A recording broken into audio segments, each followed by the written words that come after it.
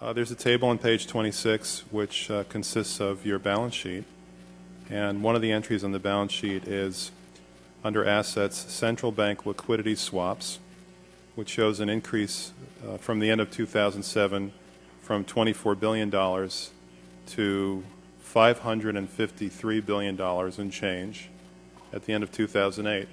What's that? Those are swaps that were done with foreign central banks. Many foreign banks are short dollars, and so they come into our markets looking for dollars and drive up interest rates and create volatility in our markets.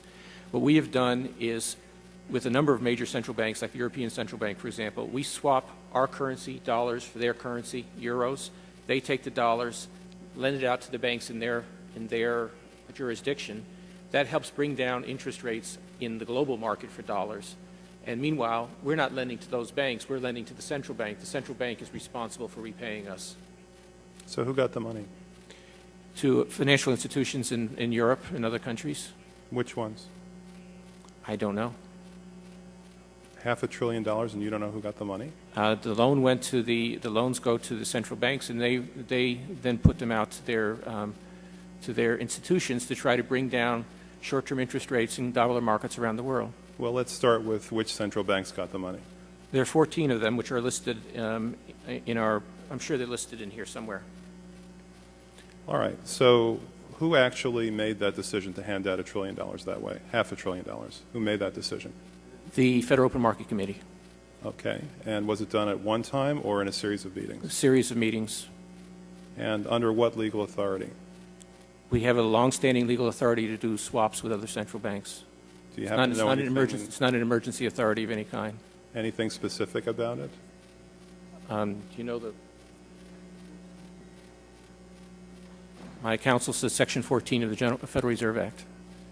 All right, we actually looked at one of the arrangements, and one of the arrangements is $9 billion for New Zealand. That works out to $3,000 for every single person who lives in New Zealand.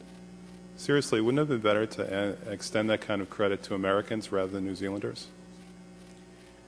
It's not costing Americans anything. We're getting interest back and it comes back. It's not at the cost of any American credit.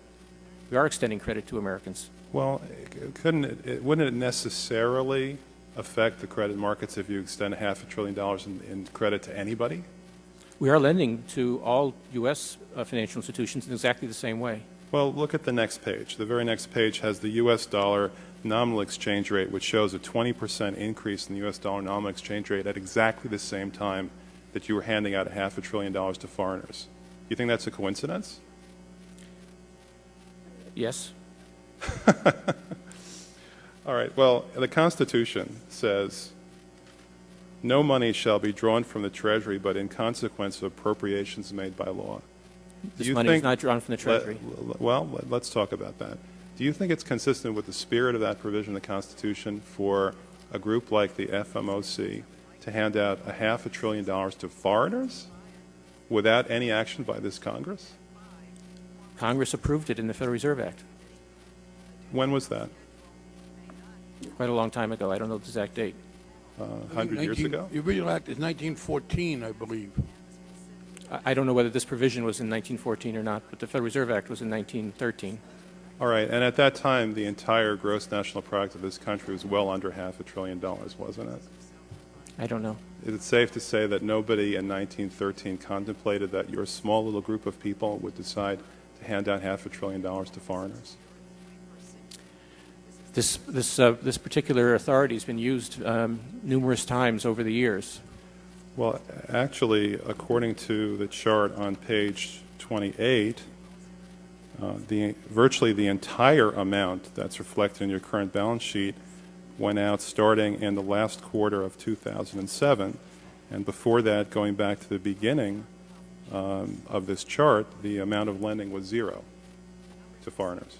Is that it was zero before the crisis? Yeah, but this was part of the process, working with other central banks to again to try to get dollar money markets working normally in the global economy. All right, my time is very limited. The gentleman's time is expired. The gentleman Thank from New you, York. Chairman.